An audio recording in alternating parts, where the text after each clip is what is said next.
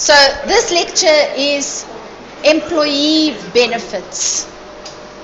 Employee benefits. And employee benefits is an expense, and it lands up in your P&L, isn't it? And it doesn't even land up as a separate line item in your P&L. It lands up in a number of places. It could land up in cost of sales, some of your expense, isn't it? It could land up in other expenses, operating expenses. But that's all it is. It's an expense that lands up in your P&L. In terms of disclosure, and you, I'm sure, remember this from second year, this employee benefit lands up in the profit before tax note. And it literally is 2 lines. And it looks like this: employee benefits, and short term and long term. That's all it is. And those are in a box to give you a total. So we do a whole lot of work just to get 2 numbers. One number which is short-term employee benefits, the other number which is long-term employee benefits. And to just give you a quick high-level overview of what's in this number, what's in these numbers that land up in this note. Essentially, what's in that number is amounts paid, and that's going to be the bulk of it. Do you agree? Because we pay employee benefits every month as a salary. And I know some of you have maybe seen some big companies' salary books, but some of the salary bills, monthly salary bills, are huge, you know. 40 million rand or whatever it is. They're huge amounts. So it's the amounts that are actually paid, plus it's the movement in provisions. And we're looking really at 2 provisions: the provision for leave and the provision for bonus. The bonus provision and the leave provision. And the amount that lands up as an expense in my P&L, and therefore in my profit before tax note, is exactly that. It's the amount paid plus the movement in my provision for bonus or my provision for leave. Okay, so I said to you over here that there are 2 types of employee benefits, short-term and long-term, and that's how we're going to look at them: short-term employee benefits and long-term employee benefits. And when I look at short-term employee benefits, and I suppose it's the same for long-term employee benefits, the general rule in terms of accounting for employee benefits is that I account for the expense in the P&L when the employee provides the service. So it has to match. When the employee provides the service, that's when the expense should hit my P&L. And so if I look at the different types of employee benefits, and there are predominantly 3 short-term employee benefits. There's salaries and wages. And for salaries and wages, there's very little in terms of mistiming. When the employee works, he gets paid, isn't it? So for salaries and wages, there's very little mistiming. Sometimes there's advances that are paid. Sometimes there's a little bit of accrual if, let's say, if the employee is paid weekly, for weekly paid employees. So if the employee is paid every week or every 2 weeks, it might be that my month ends on a Wednesday, and he now only will get paid on the Friday. So I need to put a bit of an accrual in. But if my employees all get salaries and get paid monthly, then he'll get paid for that month. Normally gets paid around the 25th of every month. If you work in a bank, you get paid the 20th. I don't know why. Sometimes in some companies you get paid the last day, so you'll get paid the 31st. And sometimes we give advances for next month's salary if there's good reason, and then sometimes that then wouldn't be expensed, isn't it? It would be sitting as an advance. But salaries and wages is pretty straightforward. We then have bonuses. Bonuses get paid to employees, and there really are two main types of bonuses. There's a 13th check, where an employee at the end of the year gets an extra check as his Christmas bonus. And then there are bonuses which are profit sharing bonuses. When it's a 13th check, we usually refer to it as an accrual. When it's a profit sharing, we refer to it as a provision. And the problem that we have with these bonuses is if the bonus is paid on a calendar month or on a calendar basis, which is usually the case, isn't it? The bonus gets paid in December. Or even the year end is June, but we only finalize profit numbers, etc., so the bonus only gets paid September. Yeah? So we sometimes have to have an accrual or a provision at year end. Do you agree? When deciding if we have an accrual or provision, we have to look at it from the perspective of a liability. Is there a liability? And when we're looking at the liability, we look at the employee and ask ourselves, does this employee have a valid expectation that he will get a bonus? And this valid expectation comes from two things. It comes from a contractual obligation. So in terms of the employment agreement, it says he's going to get a 13th check, or he's going to get a profit share, or it comes from a practice or a policy of the company, and that practice or policy of the company is that even though it doesn't say in the agreement that you're going to get a bonus, the last 10 years you've worked at the company, you've always got one, isn't it? So do you have a valid expectation that you will get one? Yes. So we ask ourselves this question from the liability perspective, and this liability and provision we cover in FAC 3701. Do you remember it? Those of you that have done, we do provisions in FAC 3701. So now when we're looking at it from the perspective of employee benefits, we're really just asking ourselves, is there a valid expectation that I should create this provision? Is there an obligation? It's called a contractual or a constructive. This one here is called a constructive obligation. And a constructive obligation is one where it's not in a contract, it's not in an agreement, but it's a practice or it's a policy. It's something that they've always done. So if you think about when you go to buy clothes in a shop, you have this expectation that you can return things, isn't it? It's not always written. It's not always a written thing, you know. You just assume that if you've bought something that you then change your mind about, that you can take it back. And so sometimes it's practice, sometimes it's an agreement, a contract, an employment contract in this case. So that's your bonus. And then we have a third type of employee benefit, which is leave. Employees are entitled to leave. And when we're looking at leave, we're going to look at leave separately because leave is the difficult one. So for now, those two are easy. Salaries and wages, usually we pay in cash. Bonuses, we have to ask ourselves, is there a liability? And if there is, I need to provide for that bonus, isn't it? So if the year end is June and I pay the bonus in December, I would provide for 6 months of that bonus because the employee works the 12 months to earn the bonus. If 6 months have passed, I need to put 6 months of expense in, isn't it? It might be an accrual in terms of which it's easy to work out. It's a 13th. It might be a provision, which is a bit more difficult because it might be based on profits.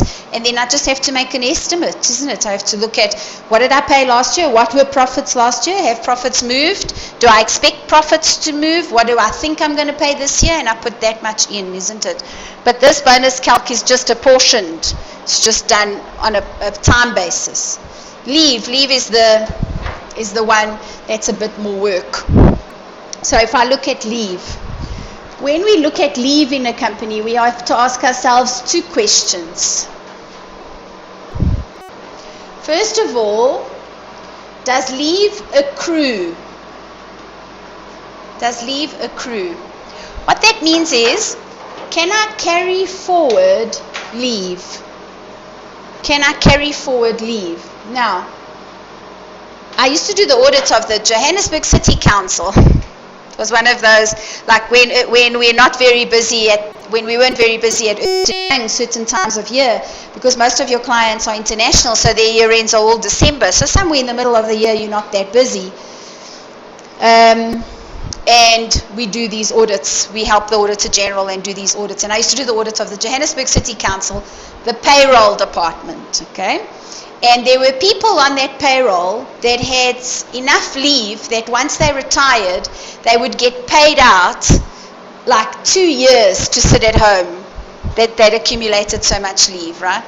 So like it begs the question, why have they got so much leave, first of all? And there was a policy that the longer you worked, the more your leave grew. Yeah.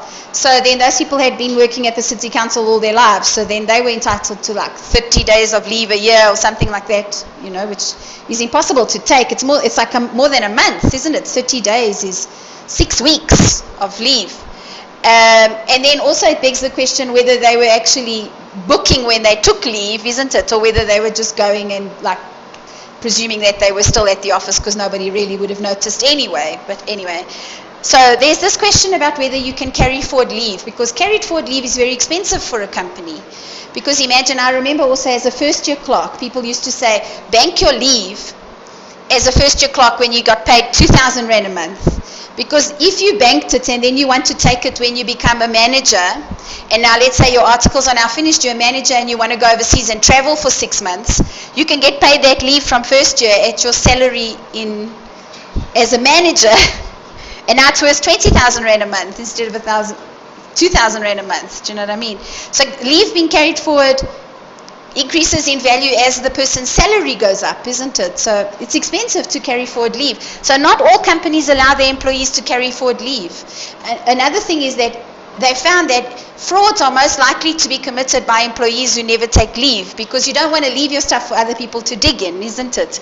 So like if you're perpetuating a fraud, you don't want anybody else doing your job. Only you must do your job. So those people never take leave. So now some companies also have a rule that you have to take 2 weeks consecutive leave at least once a year to actually have a break, isn't it? Also people that don't take leave make more mistakes. They're more tired. So the first question is, can I carry forward leave or not? A lot of companies now, take it or lose it is the policy, okay? The second question, so that answer will be yes or no. The second question then is, if the answer is yes, is does it vest? Does that leave vest? When we talk about this word vest, it's not clothing. What it means is, or what we're asking is, will it get paid out in cash? So vest means I can carry forward leave. If I leave the company, has that leave vested in me? Is it mine? Will you have to pay me out if I have to resign and leave? Or do I then lose it if I don't take it, isn't it? So the question is, would it get paid out in cash if you left the company or whatever? And if that answer is yes or no, there's different scenarios that happen. Okay, so we'll end up with 3 possible scenarios for leave. On the one extreme, leave accrues to you. So you get your 15 days a year. If you don't take it, you can carry it forward forever, amen. And if you leave the company, you'll get paid out in cash. In that situation, do you all agree that I must provide 100% of leave? yeah, I must provide 100% of leave. So I must provide whatever days are outstanding that Carmen's got, that she's carried forward, at her current salary. I've got to keep that as a provision, because if she decides to resign and leave, I have to pay her, and I have to have that provision to pay her with. Because the work for that leave, she's already done. She did it in the last 2 years or whatever that she's been accumulating leave. So in that case, I provide 100%.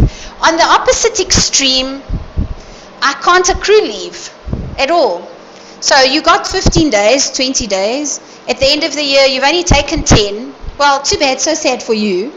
Next year, you start with 0 again, and you will accumulate the 15. And if you only take 10, you lose those 5, and so on. And in this case, do you agree that my provision here is 0%? And that makes sense, isn't it? I've reached the end of my year. Whatever leave you didn't take, sorry for you, you lose it. So I don't have to provide anything, because we start next year with a clean slate. So on that extreme, I've got a 0 provision. In the middle here, I have something which is we never like, but it's where we have to use some judgment. We have to estimate. And in the middle here, I have a position where I can accrue some leave, so some leave does carry forward. However, I've decided that although you can carry it forward and use it, you won't ever get paid. So whatever you don't use, you lose. Yeah? You either use it, or otherwise you will never get it. So when I get there, I have to estimate the percentage that will be taken of leave. Because sometimes, and you know, my exposure, I suppose, has been mostly to financial people in an organization. But you know, financial people in an organization, especially big organizations, or even small ones, have real difficulty sometimes taking leave, because then it's month end. Then they have to be back to pay salaries because it's payroll. Then there just never seems to be a time to actually take all your leave, isn't it? So often you will go into organizations and people will be like, no, you know what, I have to take every Friday off for the next month because I've got days leave that I could never take, and now that's the only way I can take it. Or I have to take half days, which is ridiculous, because leave, you want to be able to say, I'm going on leave, pack your bags, go somewhere for 2 weeks, isn't it? And then come back rested. Not take an extra day, long weekend where you're home and actually your phone is still ringing and maybe you're still getting emails, and you know, because otherwise you lose it. But that's that middle bit. We have to estimate the percentage of leave that will be taken and the percentage that won't be taken. Okay. So when we're looking at leave, we do work from the provision perspective, isn't it? So because do you agree that in the beginning here, when I said your P&L is amounts paid, this amount paid over here will include salaries, will include bonus, and will include leave, isn't it? So if you don't work this month, if you're on leave, you still get a salary, isn't it? Your salary is for leave. If it's December and you get a 13th check, your salary will be double because it includes a bonus. So the amounts paid include payments while you were on leave, payments for salary when you were working, and payments for bonuses in the months that you got bonuses. That's why then here we just look at the movement in the provision as the extra bit that goes then into your expense. Because the way that the accounting works for this is that any amounts paid just go straight into P&L, and then at month end, and these provisions are only done at year end usually, isn't it? At year end, or some companies report quarterly, so they may do these quarterly, or they may do them half yearly if they prepare interim financial statements. But some companies only look at these provisions once a year. So at year end, they'll say, oh, look, last year's bonus provision is still sitting in my statement of financial position. I did pay a bonus, yes. I put it into P&L. So now this year, the bonus provision needs to be adjusted, moved up, moved down. We just put the adjustment into P&L, isn't it? So it's just easier to work with it like this. So when we look at leave, we look at it from the perspective of a provision. What is the provision? And then the movement in the provision from prior year to this year is what lands up in P&L. Okay, we're going to look at some examples of these different type of leaves. accumulating, not accumulating, wada. And the first one is example 2. It's on page 92. Page 92 in your study guides, if you have them. It's so funny because some modules, everybody's got study guides. And then some modules, nobody's got study guides. Have you also got some like that, where some things you just don't have at all? You got all of yours. I was just in a second year class and nobody has. Not a single person. Which means UNISA hasn't sent, isn't it? Like here now, I see only Tyler. No, Tyler's also got. Have you got? No. Everybody's got. Okay.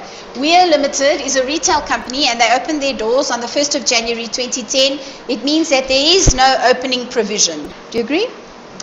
On the 1st of January, the company hired 20 employees. They're each entitled to 20 days leave per calendar year. Leave not taken is carried forward and paid in cash. So if I'm looking, it accrues and it vests. I provide in full. Yeah, 100%. So we always have to look for that in the question. Is carried forward, is paid in cash, it accrues and it vests. All employees must take 15 days leave over December. So this is interesting. And you know what? That's why students hate leave and employee benefits. Every single company's rules are different. And sometimes you have to sit and figure out, okay, what does that mean? But for this company, what it means is that I have 20 employees. They each get 20 days. But then the company obviously closes because they say to the employees, you must take 15 days in December. So that's going to be a minus 15. So I'm going to be left with 5. And now I have to check how many of the employees have taken that 5, how many haven't taken that 5, isn't it? So that I can decide on the provision. It says 4 employees took all their leave. 14 only took 17 days. So 14 employees have, so let's do all of them so we know that we've got. 4 have 0 left. The other 14 had 20, took 17. They have 3 days left. And the remaining employees took only 15 days. To balance it, I need another 2. What is it? Another 2. 4, 14, and 2, giving me my 20. The remaining ones, they only took 15. They only took the December days. So I have 5 for those. Yeah. So when I look at it, I've got 14 times 3 and 2 times 5. That's the total days. Do you agree? So what is 14 times 3? 28, 38, 42. Did you say 42? 42 plus 10 is 52 days. Yeah. It says, assume the daily rate for employees is 200 Rand. Sometimes you have to work out a daily rate. So they'll say to you, this is the monthly salary, this is how many days there are in a year, working days. Or they tell you how many days in a month. I think it's 22 days, working days in a month is the average. So you have to sometimes work out the daily rate. In this question they gave us the daily rate. So I'm going to times by 200, which is 104,000. No? 10,400? 10,400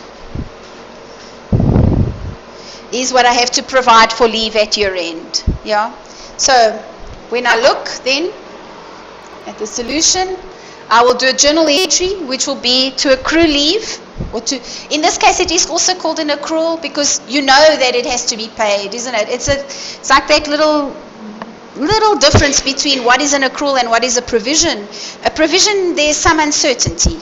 With an accrual, there's no uncertainty. This one, there's no uncertainty. Hey, they carry forward. If they leave, I'll pay them cash. There's no uncertainty. They will get paid. It's just a question of when. So they sometimes call it an accrual for leave. Sometimes they call it a provision for leave. But there's your accrual for leave, 10,400. And the other side goes to expense. Yeah.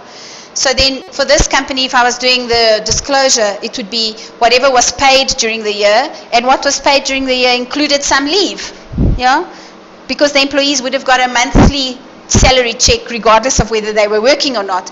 December, they took 15 days of leave. That means you don't work in December at all, because if you work out public holidays and whatever, they obviously didn't work any of December and they got paid. So that was leave that was paid, isn't it? Okay. So that's the first one. It's easy enough. The second one is follows. It's the next example. So the next one says, it's the same story. It's where they just opened their doors, they have 20 employees, they get 20 days. But now they've changed the policy for leave. Leave not taken up to a maximum of 7 days can be carried forward. Okay, so that's sometimes what you get, is you get a thing where it says you can carry forward, but not all of it. Okay, so up to a maximum of 7 days can be carried forward. And it can be carried forward to the next calendar year, after which it lapses. Okay, so another thing that sometimes you have to track things from, like, to see, you know, what's left and whether it can be carried forward some more or not. So, but what that means really is you can carry forward 7 days. At the end of the next year, you must have taken it, because at the end of next year, you can still only carry forward the 7 days of this year, isn't it? And it can never grow like to 14 to 21. It can only ever be 7. That's pretty much what it means. So all employees must take 10 days. So this one, they just reduced the days to 10 over December. So let's see what they say. They say 4 employees took all their leave. So let me do it on the side over there. 4 employees took all their leave. So for 4 of them, I have a 0 balance. Then 13 of them took 17 days, so they also left with 3. Yeah? And then it says the remaining employees only took the 10 days. So how many are left? 3. They have 10 days left. Except they can't have 10 days, isn't it? Because they are only allowed to carry forward 7 days. So we have to say, no, you can only have 7 days. You can't have 10 days. Assume that the daily rate is 200 and no employees resigned.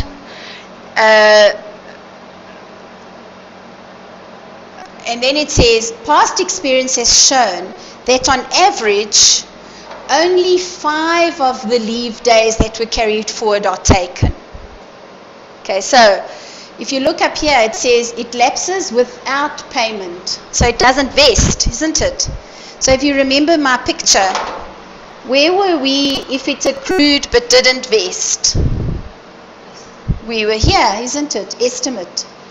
So that's what we have in this question. We have something that accrued, but it's not vesting, so I have to use estimate.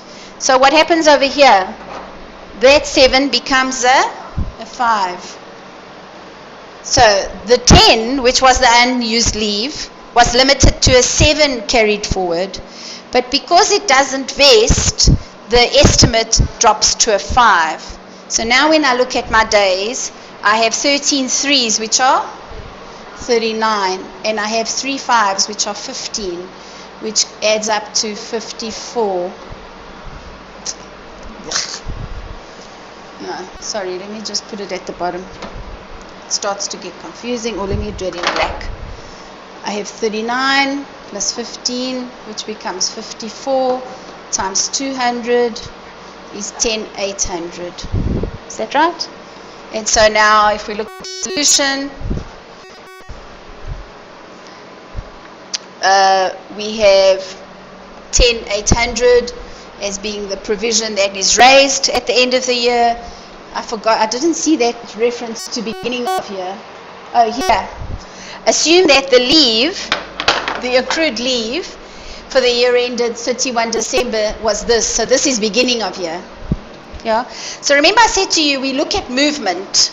Yeah, we look at movement when we're looking at what hits our P&L and what goes into our note. So when I look at movement is from 9.2 to 10.8. It's 1.6, isn't it? It's 800 to get me to 10,000 and another 800. So movement is 1.6. So that's the movement in my provision. That's what went into P&L. And when you look at the journal, and I would do one journal, although I see they do 2, you'll see that they debit P&L and they credit P&L. Do you see? 1.6. And it seems stupid to do this twice, isn't it? Except that, yes, I suppose realistically it happens at 2 dates. The one reverses right at the beginning of the year, and then but in practice we never do that. We just do the remeasurement of the provision at year end, isn't it? That's normally what we do. Also because in practice, if you've got this big leave provision, you wouldn't want it to hit your P&L in the first day of the year, because that's going to make your January numbers look out, isn't it? And then actually, unless that leave was taken in January, but it's unlikely, don't you think? It's unlikely because they have all year to take it. So it's unlikely that this was taken in January. So what we would do is we would actually reverse it when it's taken, or we would just leave it and not let that affect my P&L for this period, and then right at the end just do the adjustment, because the adjustment shouldn't be massive. It should just be inflationary, if anything. Yeah. So that's the second example. The third example, Weir is a retailer and they opened their doors for the first time on January. On the 1st of January they had 20 employees who get 20 days. So now there's a policy which says unutilized leave cannot be carried forward to the next year. All employees must take 10 days, and what they say to you is that 16 took all their leave, the remaining only took 17 days. I don't care. I'm not even going to write it down because they can't carry forward leave. So there is no accrued leave pay. There is no provision for leave because they can't carry it forward, isn't it? So you've seen the three examples. All right. So now we have to take a deep breath, because this is where sometimes things go a bit awry and it's not so clear over here. All right, so I said to you that this number here was a 0. Yeah? And it's not always a 0. Sorry, I lied a little bit. And the reason it's not always a 0 is because there's an exception. And the exception is when the year end does not match the leave cycle. When the year end doesn't match the leave cycle. Okay, so what do I mean by that? If my year end, here's my year end. Let me move it back a little bit, just to give me a bit of space to put stuff after. So there's my year end. Let's assume my year end is June to June. Yeah? And let's assume that the employees get, just for simplicity, 24 days of leave, June to June. Yeah? But let's assume that my leave cycle is actually a calendar cycle, which is usually the case, which means that my leave cycle is January to December. Yeah? What this means is that if at June there are days outstanding, leave days outstanding, and even if my policy is that they can't carry forward, the truth is that they have until the end of the leave cycle to take that leave. Do you agree? Because the leave cycle only ends in December. So the last time that the balance on leave was 0 was here, at the beginning of the leave cycle, isn't it? So assume there's no carried forward. At the beginning of the leave cycle, which was halfway through my financial year, the balances were cleared to 0. And now, for the first 6 months of the year, the employees have earned leave. They earn leave on a monthly basis, so they would have earned 12 days of leave from January to June. Yeah? And January to June is not really a very popular time for people to take leave. Do you agree? I don't know. They've just been on leave, which they would have used days from the previous year to go on. And now, around Easter, we get lots of days of leave, isn't it? So sometimes you don't need to take any extra leave to have a break.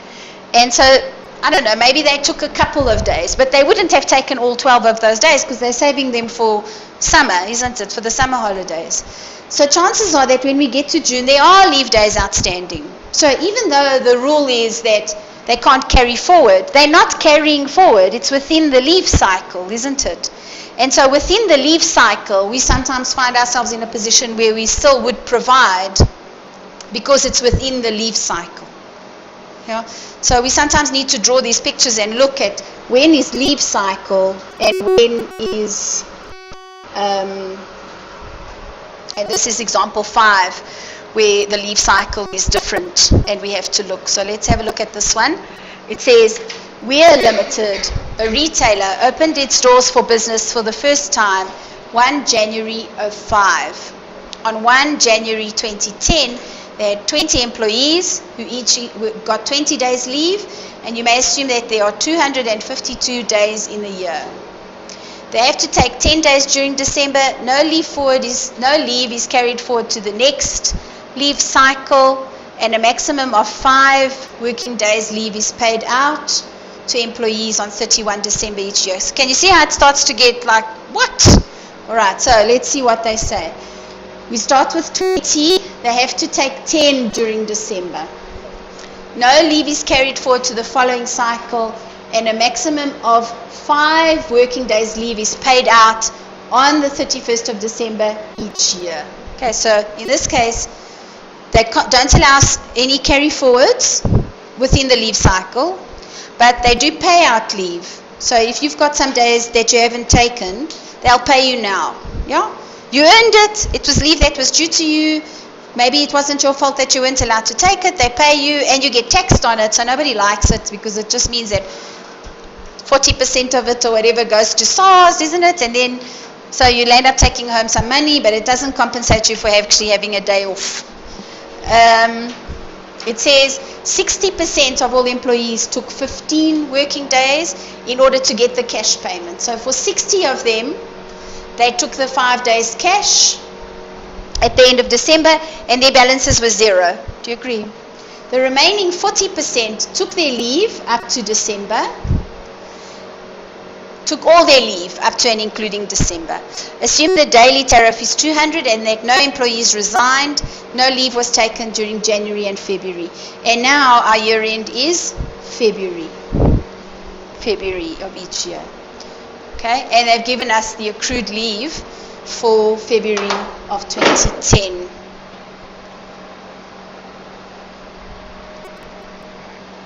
So now we have to work out what is the leave accrual for February 2011, isn't it? So basically it will be what? 2 months of leave. Do you agree? 2 months of leave. Because it looks like everybody else was paid out. Is that the way it looks to you? That's the way it looks to me. Oh, that's a very big story. Let's see the calc. Oh, okay, they did the journal. So they reversed the opening provision. Then they paid those employees for the 5 days. Okay, but I'm really interested in this accrual. And in this accrual, I didn't copy it. What is the calculation for that accrual? Page 95, so it'll be on page 96. It's 2 working days. Do you see?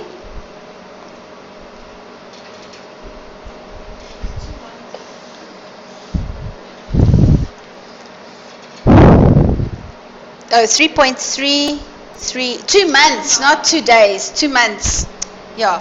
So it's 20 days in a year. We're going to do 2 out of the 12 months times, how many employees was it? 40%. 20 employees, 40% of the 200. No, 40 of 20. No? Why do they say 20 employees? How many employees are there? 20. 4 2s are 8. 20 days times 2 months is 3.33 days times 200 Rand a day, and then they times it by the 20 employees. Oh yeah, 20 employees, all of the employees, of course. So it's all of the employees for the year. So that's that to get the 13,333. This is days. This is rand per day. This is employees. Yeah, and this is months. This is months. This is Jan and Feb. And then that's my accrual at the end of Feb. So what happened with the previous year, if we just look at the story, what happened with the previous years, because the leave cycle is December. So as at December, 60% of employees had taken their 15 days and they elected to take the other 5 as cash. So they've got nothing carried forward. Do you agree? The other 40% had taken all their leave, so they've got nothing carried forward. So as at December, the balance is 0. Yeah. So for January and February, then we have to accrue leave because it's within the leave cycle. Although our year end is February, they've got until December to take the leave. So we accrue for 2 days of leave, 200 rand a day, 20 employees, and it's 2 days of leave, no, 2 months of leave. 2 months of leave, 20 a day, 20 for the year. Usually you see an easy example where they say it's 24, then it's 2 days per month, or 12, then it's 1 per month. So it's a bit easier. That's why we land up with a funny number. Okay. So that's leave. I wonder if I should just do, I'm going to just do long term for you quickly because long term is quite easy. Long term, there's really 2 that we're going to look at. Provident fund. We don't look at pension fund in 3rd year. It's also called a defined contribution plan. The way that provident funds work is that the employee contributes 7% of his salary and the company contributes 7% of the employee's salary into a fund. The fund is administered externally by fund administrators, right? Like Alexander Forbes. And the fund's trustees are the employees of the company. The fund will get injections every month, isn't it? 7% from the company, 7% from the employee. And the fund will grow. And the fund grows, and also the fund will pay out to retired employees. He has a retired employee, and this retired employee will get money from the fund, and everybody else is contributing to the fund, and hopefully the fund is growing, isn't it? But when we look at it from the perspective of employee benefits, the only benefit or the only expense that lands up in the company is this 7%, isn't it? This 7% is paid by the employee. It's not paid by the company.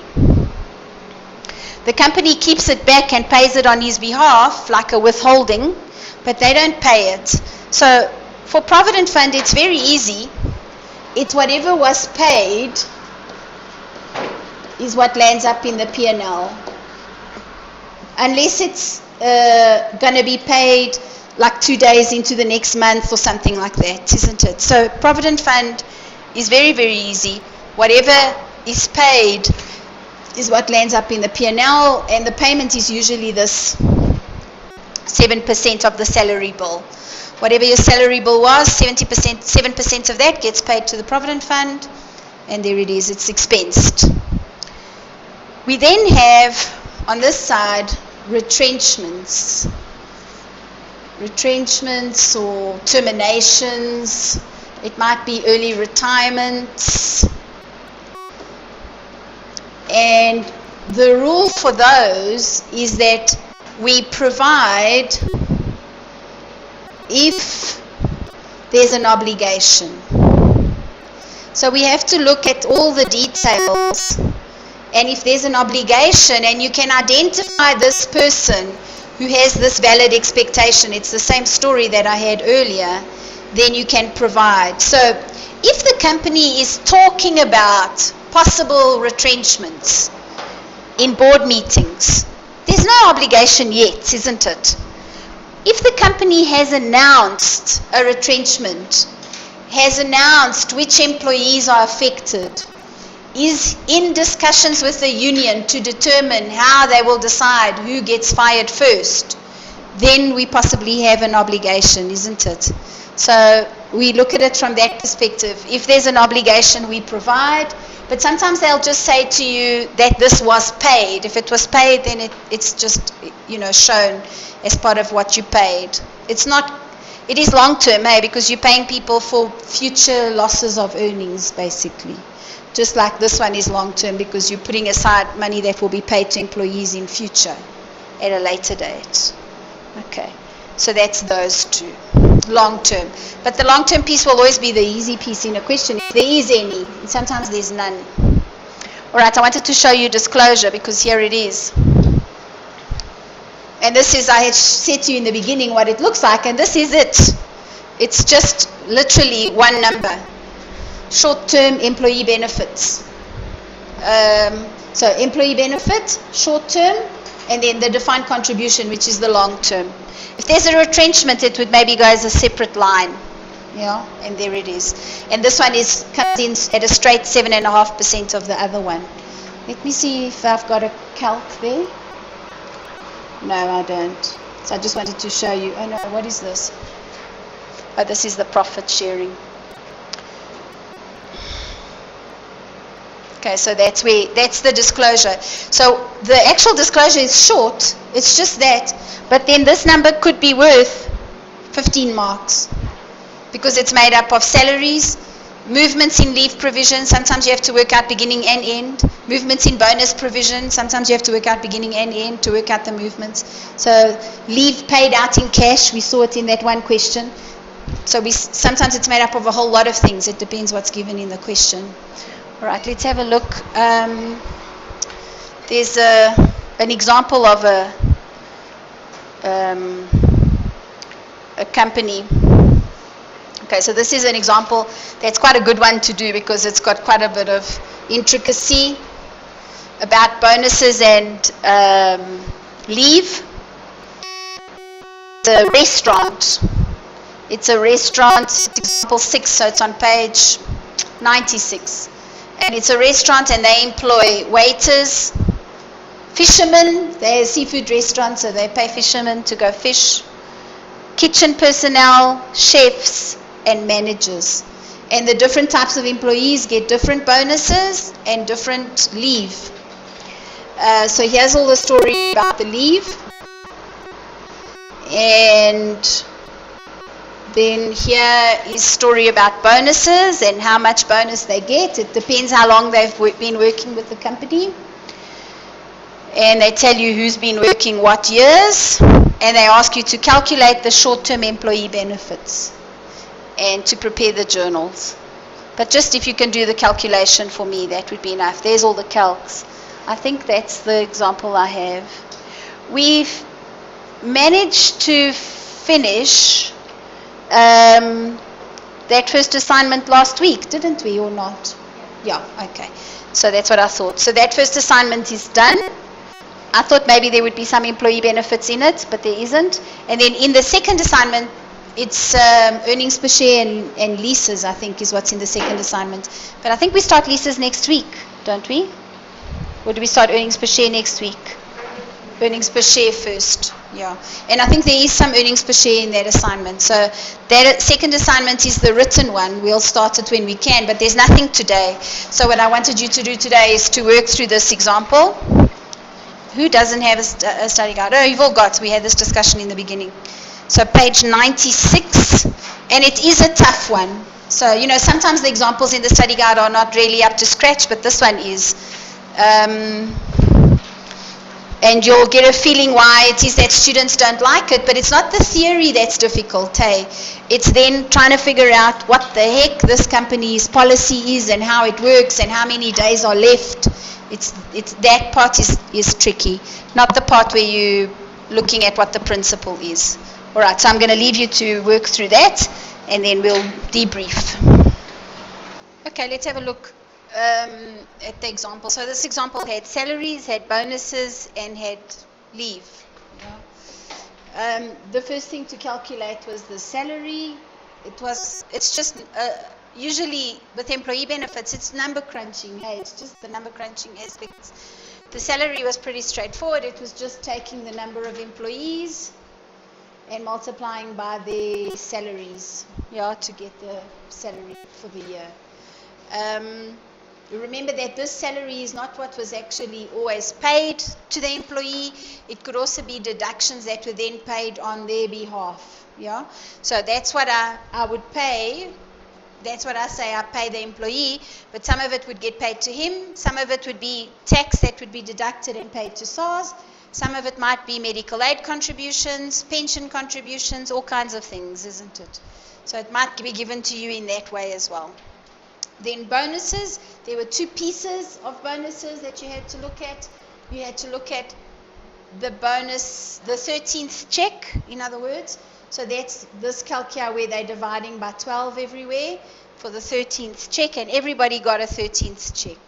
And then there's an extra bit. The extra bit is for the service period, and that one was just more calcs. You had to see how many employees had been in service for how long, and then depending on how long, some of them would get maybe an extra month, an extra half month, an extra 3/4 of a month. And so it was just a whole lot of number crunching, which should have left you with that number for bonuses, that number for salaries. Now, normally what we would do is we would actually say, this is the bonus, what was the year end? What did they say the year end was? February. This leave cycle is also February. Okay, so they didn't say when the bonus was going to actually be paid, did they? They just say it is paid. All right, so we don't know if that bonus was a bonus that was paid or a bonus, Oh, okay, then it was actually paid. So this is salaries actually paid. This is bonuses actually paid. Then we move on to leave. And leave, we're looking at leave that wasn't taken, that still would need to be taken and paid. And they said to you that some of them, some of the people, the waiters and the fishermen, they take all their leave. So then we just had the problem with the kitchen, the chefs and the managers. And then some of them don't get paid out, don't vest. So I think it was these two, isn't it? These two here, accrue, no vesting. And this one here, the managers accrue and vest. So they don't accrue. So why have we got days then? They can carry forward for a year or something, is it? What do they say? They can carry forward a maximum of 10 days. Okay. So these ones accrue. They can carry forward a maximum of 10 days. And no vesting though. If they don't take it, they lose it, isn't it? So accrue, no vesting is the percentage estimate. It's the middle, of our decision tree. So it accrues, they can carry forward. It's a maximum of 10 days. So you'll see that none of my days worked out to more than 10. There it was 10, there it was 2. Is that the days? And then because it's accrue, no vesting, I use an estimate percentage, and that's this, isn't it? They said to you they estimate, or past history has been that only half of the days carried forward are actually taken as leave, and that's why we land up with those two numbers. For managers, it was a bit of a different story. The story for managers is that for managers it accrues and vests, which means that we don't have a percentage, we put in 100%, which you can see here they put in 100%. And they also don't have a limit on the days, or do they also? They have a limit on the days they carry forward, which is 20. But they had, is it just the 15? The 15, days. Okay. And then in this example, as I said to you when we were doing the examples, you had to work out the daily rate. By looking at the salary and dividing by the days. They will always give you the days.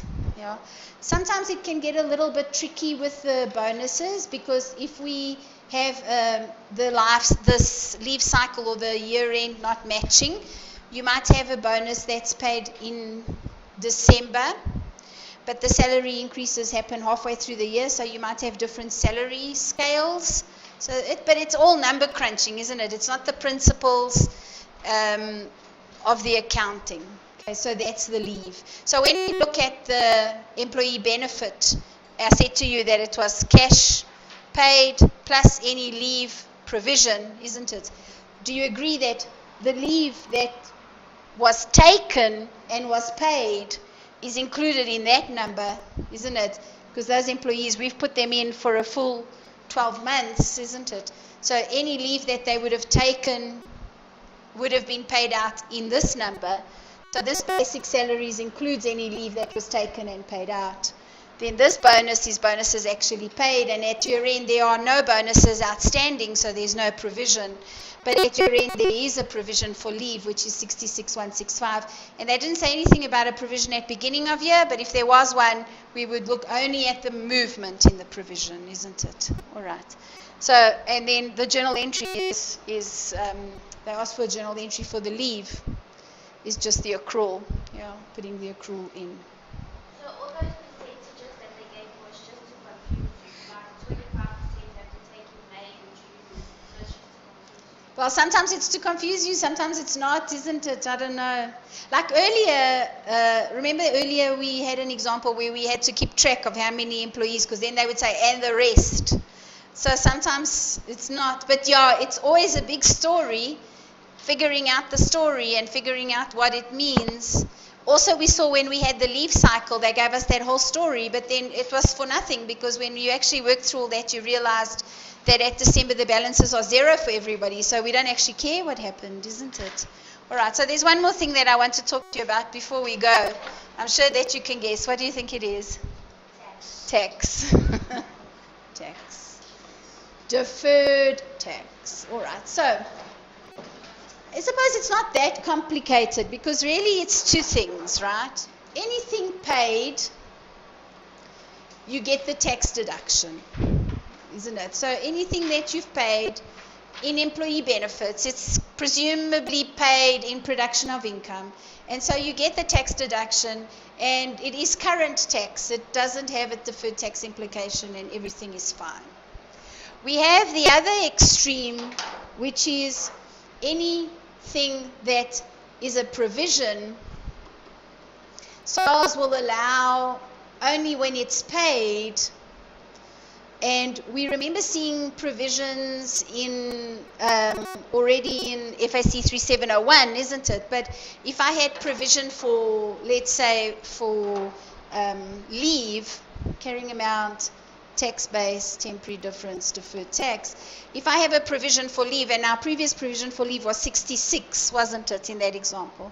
If I have a provision for leave of 66, SARS will say, no, when you pay that leave, you're just estimating how much you're going to pay. When you pay that leave, then I will allow you the deduction, and so the tax base lands up being zero, and I'll end up with a temporary difference there, which results in a deferred tax asset over here. And it's a deferred tax asset because it's a future deduction. I'm going to pay less tax in future. I'm going to get a deduction. Okay. But somewhere, so far it looks like it's okay. Yeah, it's either current tax or it's deferred. If it's deferred, it goes on the calc, and it's pretty straightforward. There's just something that falls in the middle here, and that is bonuses that are due and payable. Due and payable. So usually we're looking there at 13th checks that are due and payable. It's not all 13th checks, so it's like a funny thing. In this example we just saw that had the 13th check, if February, the check, so let's say February had come and gone and we hadn't yet paid the 13th check, but it was due and payable already, isn't it? In that case, if it's due and payable, then it's current tax.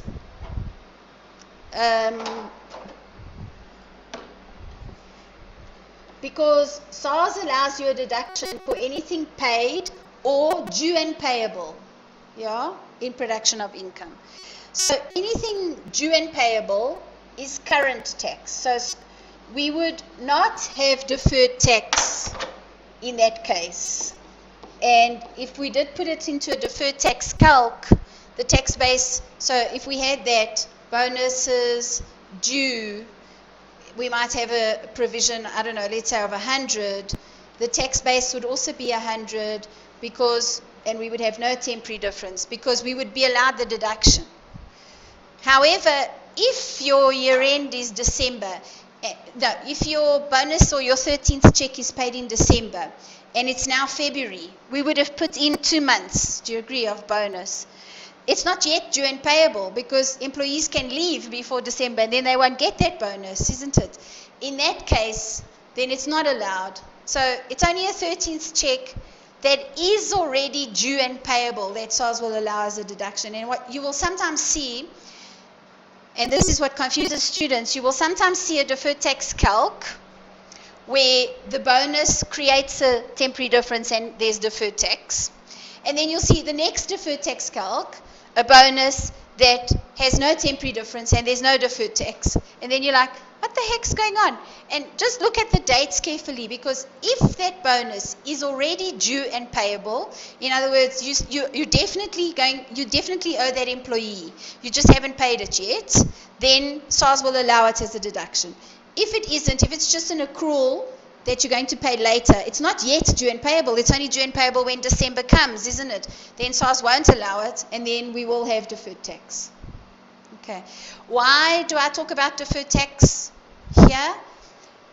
In the exam, you're going to get a combined question. You're going to get a question which has a government grant in, and it might have some borrowing costs, and it might have some employee benefits. And then as a part C or D, they may say to you, prepare the deferred tax calc or prepare the deferred tax note. And then into that deferred tax will come borrowing cost stuff, which we looked at last week with the pre-production interest. Will come government grant stuff, which we saw because government grants maybe are taxable, but we put it into PPE and it creates a difference. And will come bonuses and leave from here, which will land up in that deferred tax, and they all land up in there. Yeah. Because you won't get a question that is just, which is just employee benefits, unfortunately. Okay. All right, so far we've done 3 small sections. I wouldn't say that they're insignificant because each one on its own, there's stuff you need to know in it, isn't it? There's calcs. If you think about repayments of government grants, it's calcs. If you think about calculating the borrowing cost to be capitalized, there's calcs. Here, if you think about provisions for leave, there's calcs, and some of them are quite intense. So these sections can be intense, but they are standalone. They're little standalones. When you look at honors and you look at all of third-year accounting, none of those are big, important sections, isn't it? And in the exam, they will all be there to some extent, but none of them huge. Yeah. We're then now going to move on to the 2 big sections of work. Earnings per share, which we start next week, which will take us 3 weeks. And then after that, leases, which will take 3 weeks. So that's 6, 7, 8, 9. And then right at the end, we'll look at, I think, segments. We look at segments and we look at related parties, 2 smaller sections of work. But these 3, if you don't come back and look at them, I can promise you it will all go and it will have disappeared, isn't it, by the time you do it.